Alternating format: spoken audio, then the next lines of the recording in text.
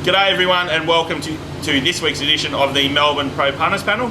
Got a special guest this week, Andrew Hannon, welcome. Hey Juppy, thanks for having me. Welcome Andrew. Lots. And a very, very unskilled track walker that's only out there for the exercise, Darren Potter. I do enjoy the exercise. As I said before, the only reason I'm out there is for the fresh air, Potts. It's a very pleasant place for a walk at racetrack, Juppy. Especially a couple of days before the races, you can get out there in Flemington on the lush grass. And It is. It's amazing if you've got some sort of implement and you know how to use it, and you have a nice walk around and you've got your eyes open. It's amazing what you can find too. It appears that friend of the show, Mick Goody, has a lot of implements out there, and he uses them to great effect, but that seems to upset some people. Yeah, well, unfortunately, the chief rider for the Herald Sun, the cherry picker, had a bad day on the punt on Saturday. Really? But it was on a heavily biased track though, Pops. Heavily biased track. So he decided to then use his frustration of having a bad day on the punt, because he's now having a month off, he said, right?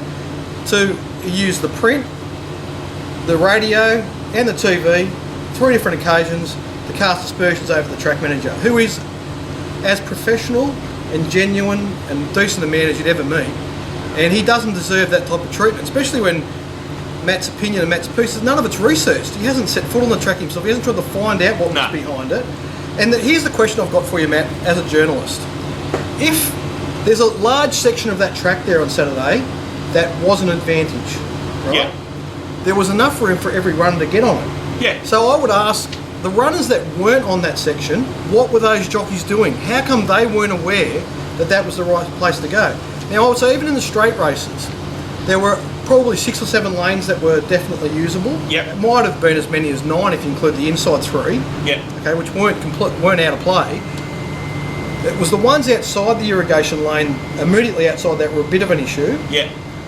But the next best lanes, okay, now I would have liked to be certain of this. I would have liked to walk it again on race day, right? But I did walk it Thursday and Friday. Okay. I went back twice. You must really need the exercise, Potts. I do. I need a lot of exercise, Juppy. So do I. Well, The next best lane was the outside fence, and not one jockey went near it. So all those jockeys that were in that middle section where they were struggling to keep up, and then they got gassed in the last 200, if they couldn't get to the inside irrigation lane and didn't know where it was, they should have gone to the outside fence where the other tractor goes, which hadn't been softened. So I have to say, it's you have to question what effort some of these jockeys are going to educate themselves. Do they not have the skills to walk the track and assess how it is, or are they not capable of finding someone that can help them out with it? I've already said, when we'll talk about Damien Lane the other week, if any of them want to get in contact with me, I'll be happy to help. But I'm not going to pursue it, because it doesn't, it's really up to them. If they want to have an edge on the rest of the field and know where the better lanes are, Craig Williams style, they've got to have a method. So whether they do it themselves or they outsource it or whatever they do, there is nearly always some kind of edge in these tracks. And there's one other thing that I've noticed, Potts, and we've noticed it from talking to Mick as well, is that Mick's not just interested in this Saturday. He's got to be thinking 1, 2, 3 meetings ahead. Big meetings ahead, yeah. Yeah. And it's for that reason that he might elevate a strip or the rails in a certain position, because he's thinking about down the track. Some people that are really frustrated with this era we're in. This era we're in is about movable rails and heavily irrigated tracks, okay? Because a 2 is out of the question. It has to be at least a 3, and we're not getting a lot of rain, so that's it. They're thinking back to maybe the 80s or the 90s or even the early 2000s, when we didn't used to move the rail much. A lot of them were fixed rails, if you go back far enough. And if it didn't rain, you raced on dusty tracks, you know what I mean? You get replays of A Road with dust coming up behind them and stuff like that. But if the minute you decide you're going to have a lot of European horses, and you want heavily irrigated tracks, that means you need an irrigator. Irrigator isn't a hovercraft, it has to go somewhere. And at Flemington, because of the width of the track, it's a big machine, and it does create compaction in that area. So then at time, when it gets too compacted, he'll soften it. People like Matt get frustrated, they complain about that. Then, it was a 9 metre rail on Saturday, which brings them within 3 metres of the irrigation lane, which was very obvious if you walked anything but the home straight. It wasn't so obvious in the home straight, but if you walked around to the 1,000 metre mark, you could see 3 wide was straight in the line. You could see where the tyre tracks were. It was impossible not to see it. And then when you come around to the home straight, it was easy to follow it once you knew where you were when you were orientated. So from what I can tell, 25 of the 27 place getters were in within lane 3 and lane 7. that's correct. Yep. So clearly shows that something was happening there. And I think also with the outside rails you mentioned, jockeys don't realise it's not as far to get there as they think. I mean, you know, not all jockeys are mathematicians, but it's called Pythagoras theorem. Yeah. C squared equals A squared plus B squared. I don't want to make it a maths lesson on here. But if you do the calculation, it's not as far as you think. No. And I think you'll know, it would have been 10 years ago maybe now, Dominic Byrne was advising Tony Santic around Makybe Devey. He had a previous horse on Derby Day. And he told, I've forgotten the horse's name was on Derby Day, it was the last race, and told Michael Rod, go to the outside rail. And then the stewards questioned and go, why'd you do that? Don gave the stewards a Pythag lesson, and they said, case is closed. It's not as far to get there as you think. So, Especially in the straight races. Well, like I said, the irrigation, and to do with it, so it's all to do with where the rail position is. So it's out 9 metres, so it gets them close to the what is the true centre of the track, which is it's a 30-metre track, so 15 metres, and then 3 metres either side is where the main irrigator goes. But the other one covers 4 metres on the outside rail. Now, often Mick will soften that area to make, because he doesn't want dangerous racing when they're all trying to get on those 4 metres.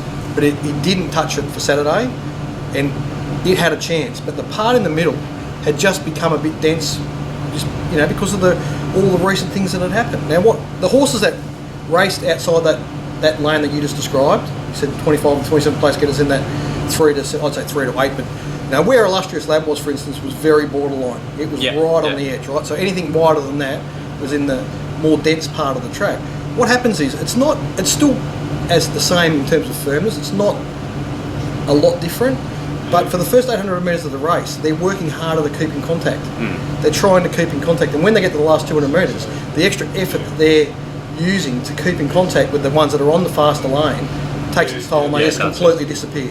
And that's essentially what happened. But if you look at a circle race where a horse got wide, have a look at the run of Entre New on the last. He raced the entire race until the home straight in the irrigation lane out wide, then went very wide in the home straight into the no good ground, and was only beaten, I think, 1.8 lengths, I think, in the end. And I would say if he had found his way into the irrigation lane in the home straight, he probably would have won the race. And there's also ones that were too far to the inside. Ones like Extra Olives, even Duke of Brunswick's probably a lane too far into the inside. I mean, they're runs you can certainly look at going forward. Definitely, Extra Olives should have been in the finish with Cleveland. They should have fought the finish out. Craig Williams did not go to the advantage part of the track. And he's very consistent, so he's going to sustain that level in the next run, I think. Speaking of Saturday's races, boys, Team Terry. Team Terry, well done, Terry. We haven't finished on Matt yet. Can I just say, look, as a punter, Matt, don't have a month off, mate. You know what I mean? Like, I looked at your tips from Saturday. You had 6 of the 9 winners in your numbers. You just didn't back them all. So, toughen up a little bit. Earn your stripes, fight back from a bit of a setback. We need your punting, Matt. Don't have a month off. Come on board. But as a journalist, who employs this man?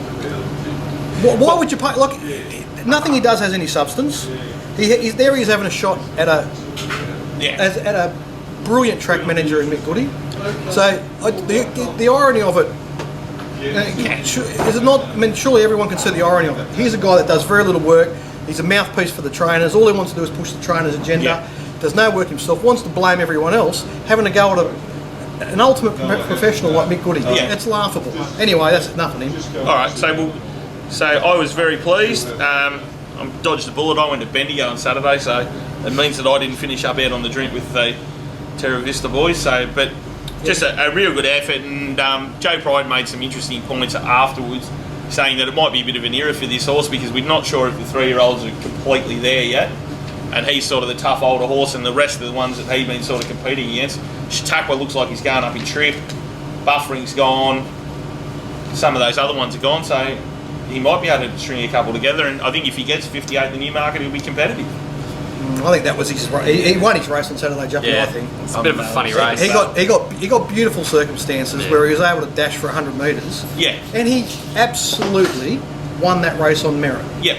Okay, people that are questioning whether Huey should have gone further to the inside and Spieth, no. If he had gone to the inside of Flamberge, he would have been outside the irrigation lane. It would have been no good. So I think I think at the 75 metre mark, I think Spieth was actually ahead of Terra Vista, and Terra Vista sprinted past him. So I don't think you can. I mean, it's a bunch finish, lots of little, it doesn't take much for that to change the placings in that race. But that's a meritorious win for Terra Vista. But the Newmarket is a completely different race. Yeah, it'll be starting. Terra Vista also has a recent poor second up pattern. I think his last two he's rated down a few lengths, so a few will be on the up. I don't know how much notice you take, Andrew, but I'm sure Potts takes a bit. The wind on the day, was it a factor? I wasn't there, so was there a southwesterly? It was from a very unusual direction. It was almost westerly. It was a little bit. I'm not sure the right terminology is. West, southwesterly. It was mostly from the west, but it's just a little bit off that direct west axis, which sort of makes it,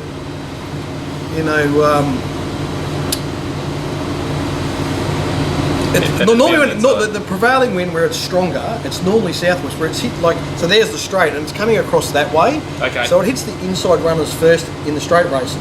So being out wide is almost cover. Even if you're at the front of the field, you can cover from the horses inside you. Whereas on Saturday there was it wasn't a direct headwind, but there was no cover for any of the horses. So it also helped the inside a bit, I think. And you saw Spieth Terra Vista, they had cover going down there. Yeah. Start turn, sort of. Now we can talk a bit about start turn. I mean, I agree with the view that the losing of the race for start turn is not going quick enough in the first 200 metres. He didn't conserve any energy there, and he allowed the other horses to be closer to him without having to chase. If he comes out of the gates just in a more assertive fashion, he creates a little bit of a gap on particularly Spieth and Terra Vista, and they have to bridge that gap, which is going to cost them energy. As it turned out, they didn't have to do any work at all to bridge the gap. They were just sitting there waiting for a split and go bang. I thought you could put heavily in that bit too. Should have gone a bit quicker. I was a bit keen early. I'm not sure if the barrier stuff had something to do with that. Should have gone a bit quicker. I think she's just a better horse around the bend, I think, really. Yeah. But she has to jump. Here's an interesting point coming out of the barrier incident. Was it just me, or should they have vetted D. Oliver? He looked like he copped a decent whack. Yeah. And looked like he was a bit at 6s and 7s when they loaded him back into the gut. I don't think any of us thought. Flying Artie's never done that before. The way he raced was most unusual for that horse. He threw his head up and down, up and down, up and down for the first 600 metres, which is just, that's game over. You've got no hope when you do that. And to be fair, there's only limited resources behind the barriers. Isn't That's there? true. So, it's not like Hong Kong where everyone's got one. Yeah, there's not 100 people like Hong Kong, and we had some barrier tenants sitting on the quarterback's head. It was quite amazing. That was unreal, wasn't it?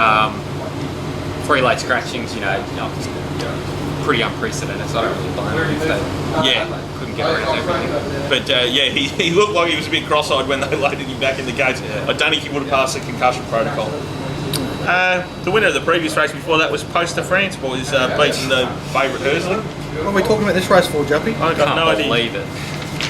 He was a good price, Poster France. I marked him 7-2, and they bet $7. So unfortunately, I didn't manage to get that race onto the betting plan because in the morning, Crocodile Rocket only came out and there was no new market. So anyway, hopefully a few of the subscribers saw he was a good over and had something on him.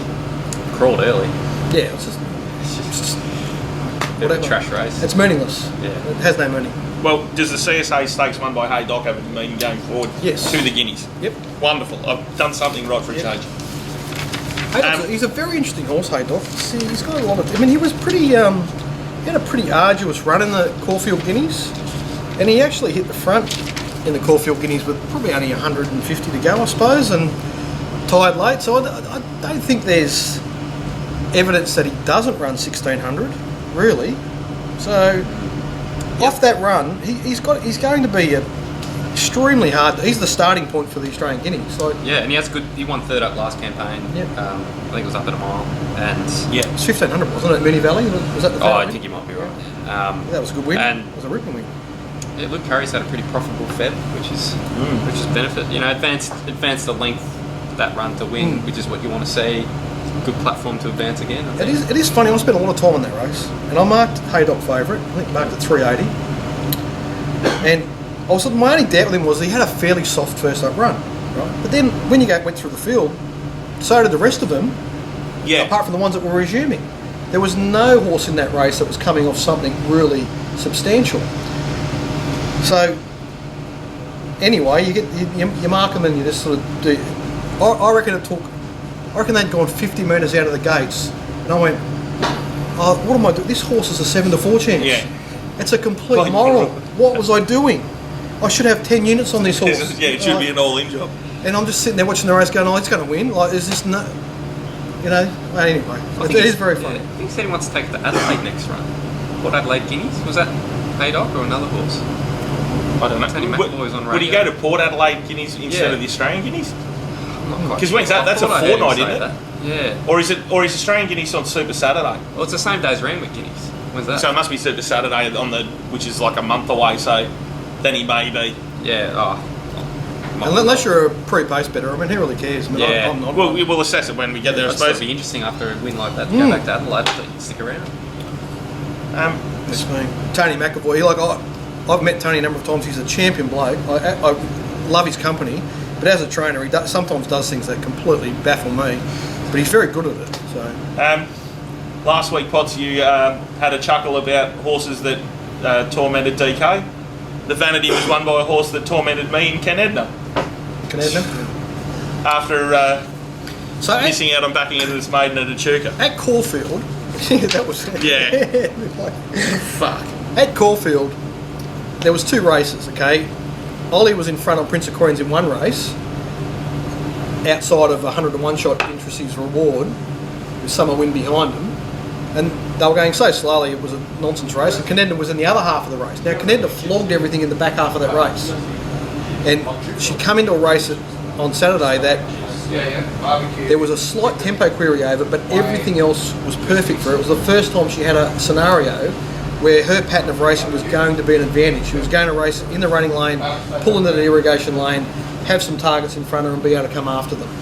So I think I might have marked it $8, and again, it's one of those ones that, in hindsight, I think probably, the difficulty was there was a couple of resumers that were hard to market there that I didn't like, but and there was a few queries going in. Yeah, and Extra Olives, as Andrew pointed out, stayed inside the irrigation lane, so that was a bit of a disadvantage. But she went around very good odds, Canedna. I think, very easy in hindsight, but in hindsight, she had really strong winning credentials for that race.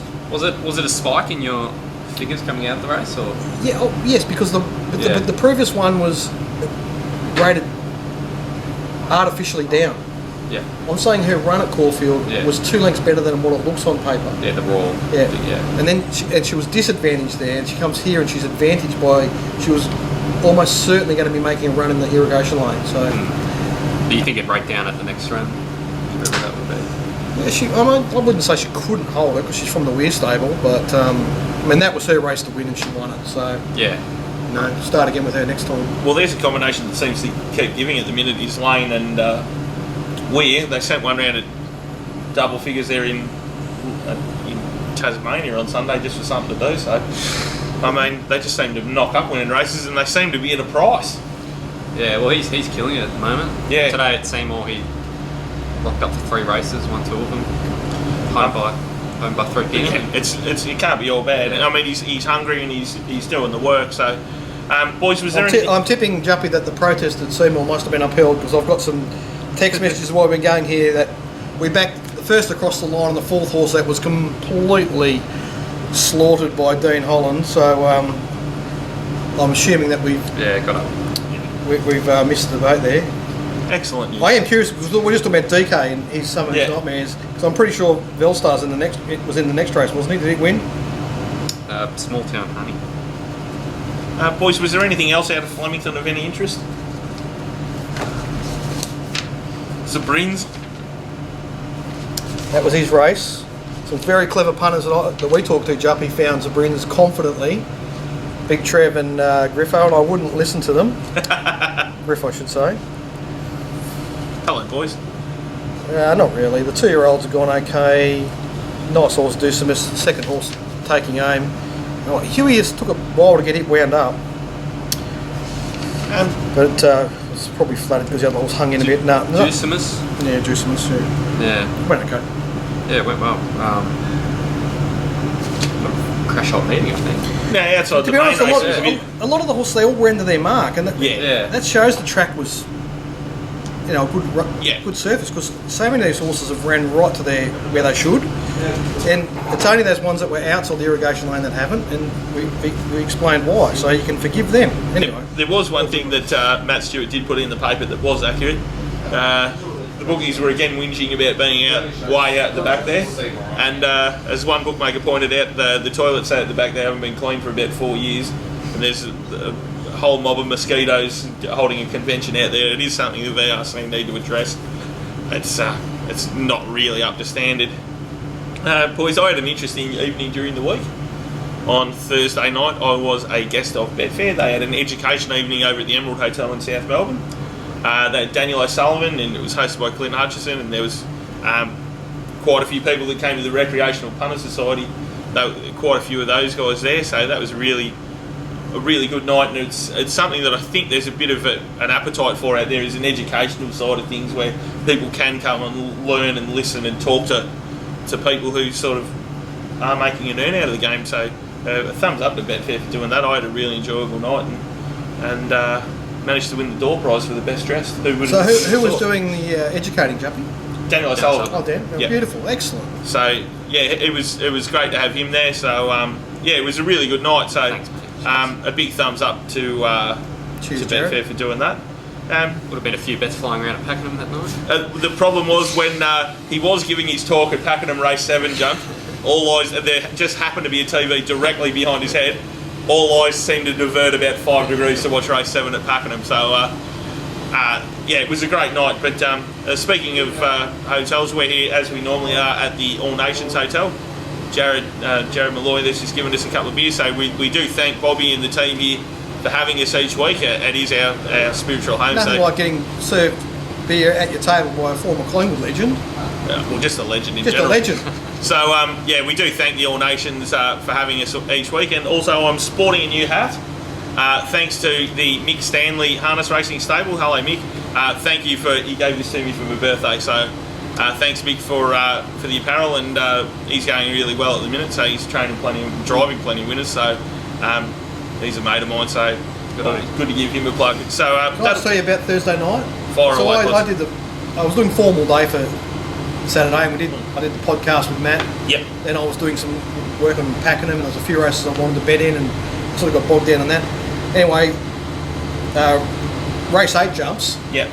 And it's finished, and I've gone, oh shit, I was supposed to go to that Betfair. I completely forgot all about it. Got a little bit sidetracked betting at Pakenham, so that happens when that does it. Yeah. That'll do us for part 1. We'll be back after a quick break with part 2.